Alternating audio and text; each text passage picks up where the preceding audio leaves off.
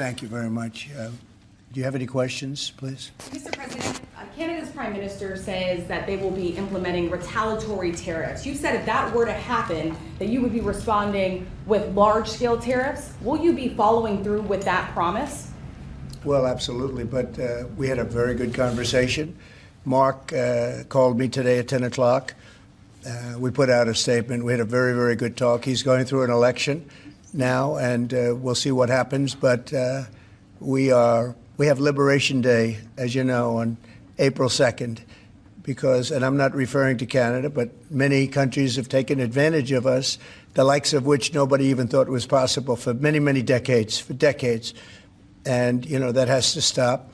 We're going to end up with a very good relationship with Canada and a lot of the other countries. Some we probably won't. It won't be so pleasant, but I think most countries are agreeing with me. They actually, many of them have actually apologized. They said, look, we have taken advantage. And I don't blame them as much as I blame the people that stood, in this case I can say the men, because so far they've been all men, haven't they? But the men that sat right there and behind the Resolute desk, mostly the Resolute desk, you know.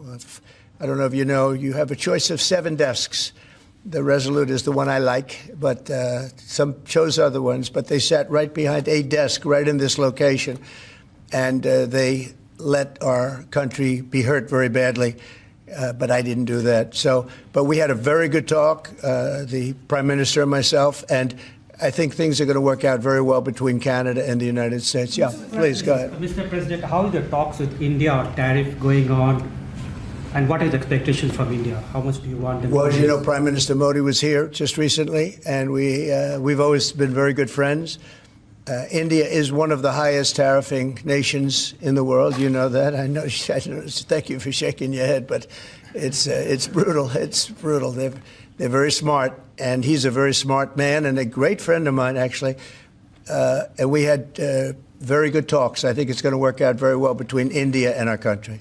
Very, very well. And I want to say you have a great Prime Minister. Mr. President, there's been a very serious earthquake in Burma, or Myanmar, today, with up to several hundred killed. Yeah. The military regime there has asked for help from anybody. Yeah, we're going to be helping.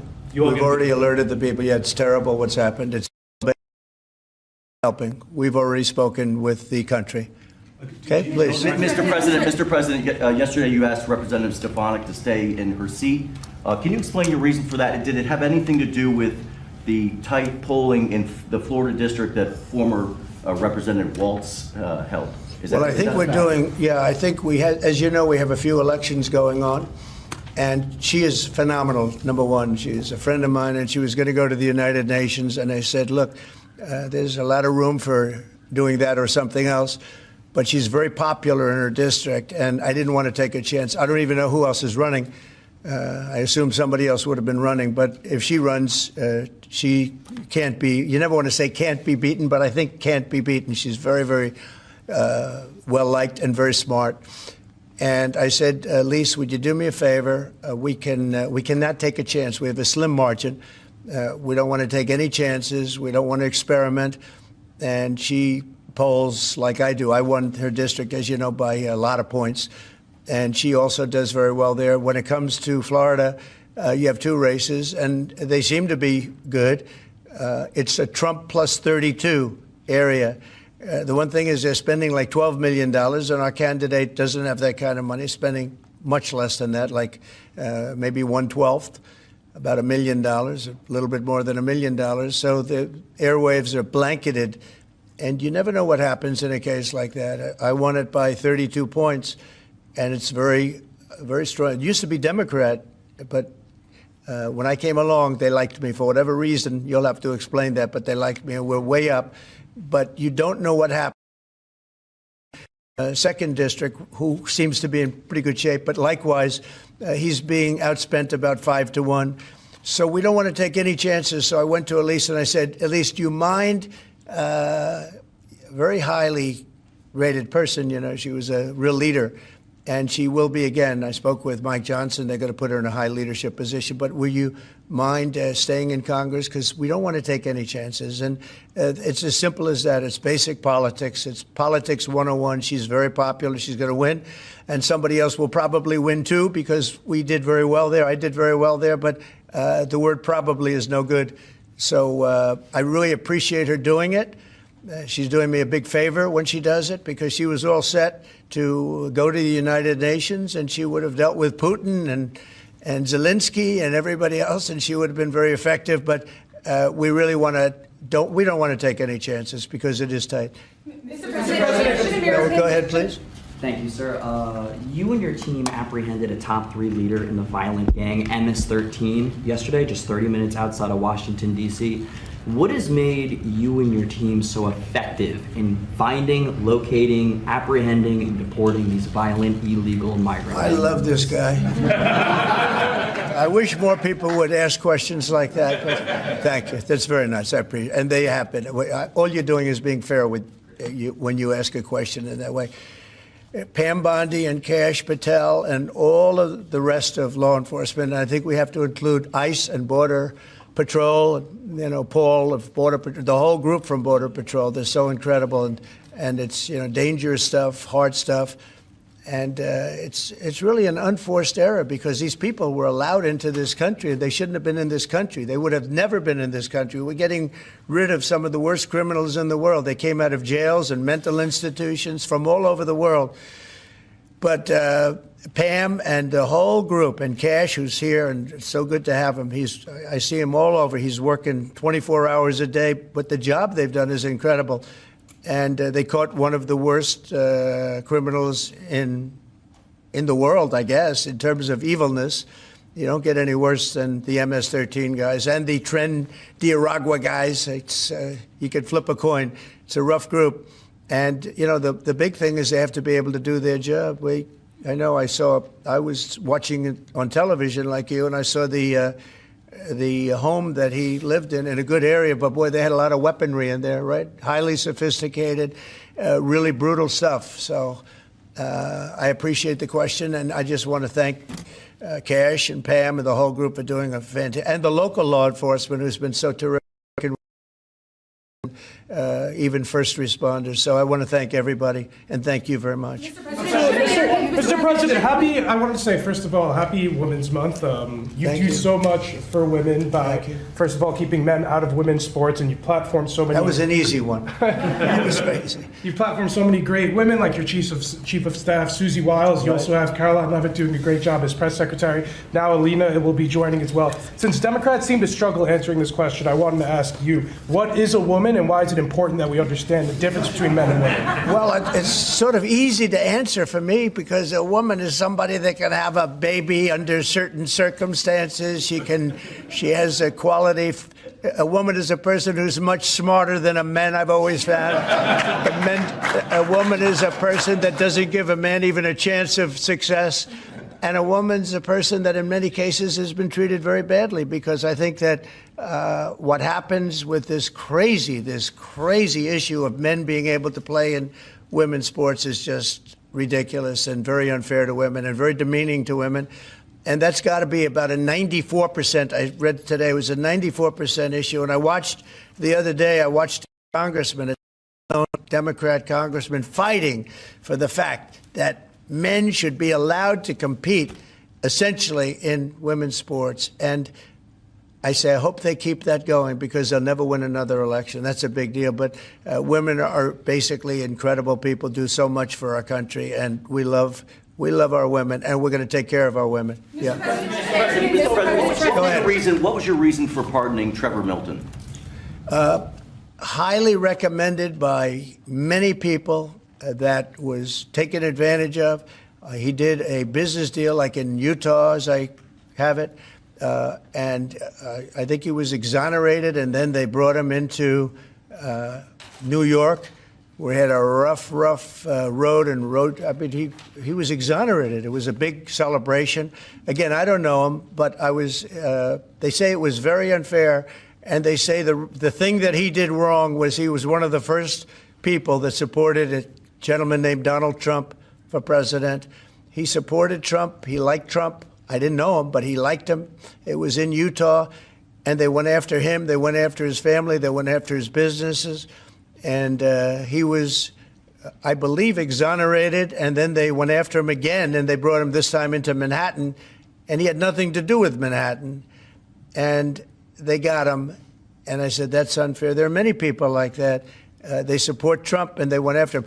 You don't realize this is a vicious group of people that were in this office before us. This is a vicious group. They're violent.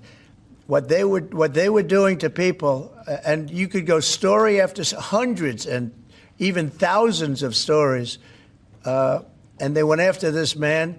And when I heard about it, I said, nope, not going to happen. They destroyed 5 years of his life. He fought for 5 years of his life, and he did nothing wrong. And he's a good person. And basically, I had these fantastic recommendations about him from people that you know very well, all top-of-the-line people. They thought it was a horrible thing.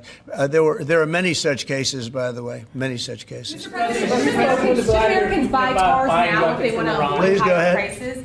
Thank you, Mr. President. Have you spoken with Vladimir Putin about buying weapons from Iran and from North Korea? Not about specifically that, no, I haven't. Well, that seems to be an issue that you want to make important is...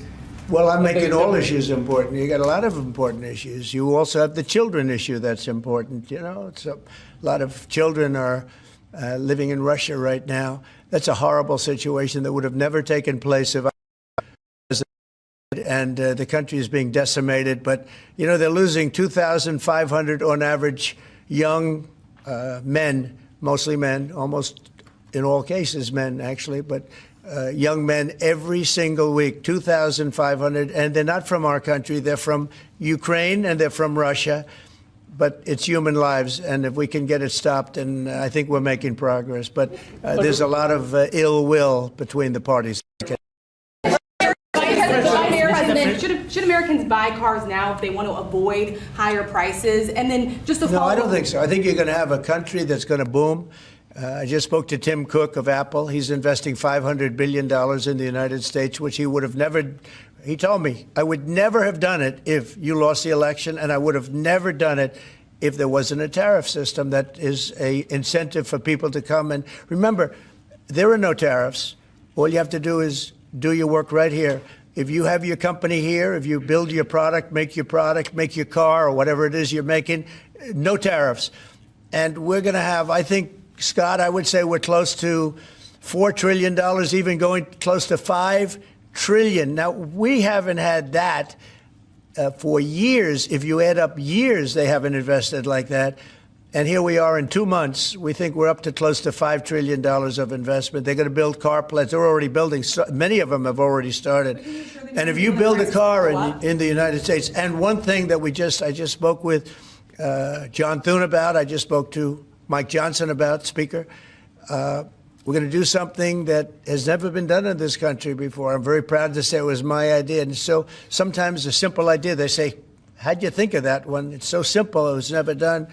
If you buy a car in the United States that's made in the United States, if it's manufactured here, when you borrow money, if you borrow money, you have interest payments, we're going to let you deduct the interest payment for income tax reasons. And I think that's going to more than pay for itself. I think people are going to be, they've never had a deduction. You know, deductions are supposed to be for like rich people, and it's unfair to have that. But rich people are, I think I know more about deductions than any human being on earth.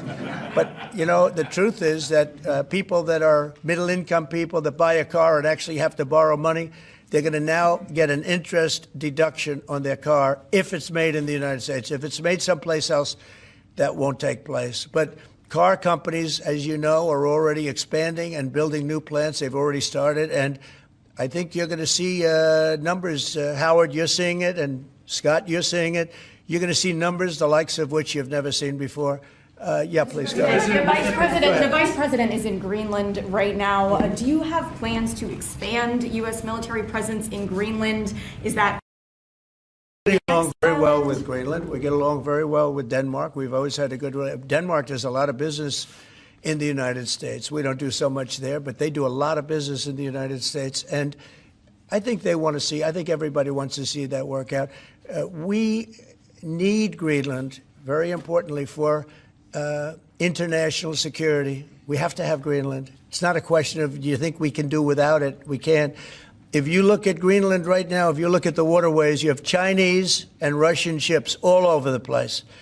And we're not going to be able to do that. We're not relying on Denmark or anybody else to take care of that situation. And we're not talking about peace for the United States. We're talking about world peace. We're talking about international security. And right now, you look at it, you have warships all over the place going through right along Greenland. We're not going to let that happen. We cannot let that happen. Or if it's going to happen, we have to be protective of our country. And more important, really protection not only of our country, of the world. So Greenland is very important, and modern day weaponry makes Greenland 100 years ago less so. But also, Would you like to visit Greenland? if you notice also some of those, you could call them roadways, okay? They're water roadways. But some of those areas are opening up, and they're opening up icebreakers out there. They're opening them, and by just nature, they're opening up, and they're headed right into China, right into Russia, and we have no choice. The answer is he's there with his wonderful wife, Usha. They're there right now. They landed a couple of hours ago, and they will represent us well. But Greenland's very important for the peace of the world, not us, the peace of the entire world. And I think Denmark understands it. I think the European Union understands it. And if they don't, we're going to have to explain it to them. Would you like to visit? Would you like to visit Greenland, Mr. Iranian Trump? drones are President, attacking thank you, Mr. Ukraine every President. day. Let's say it. Iranian drones are attacking and killing Ukrainians every day. Why aren't you doing something about that? Well, we're going to see what happens with that. I'm getting reports on that, and we're looking at a report. You're right. They make a lot of drones. Iran makes a lot of drones. They make very effective drones, too. They do very effectively at some things, but Iran is very high on my list of things to watch. And as you probably know, I sent them a letter just recently, and I said, you're going to have to make a decision one way or the other. And we're going to either have to talk and talk it out, or very bad things are going to happen to Iran. And I don't want that to happen. Big preference, and I don't say this through strength or weakness. My big preference is we work it out with Iran. But if we don't work it out, bad things are going to happen to Iran.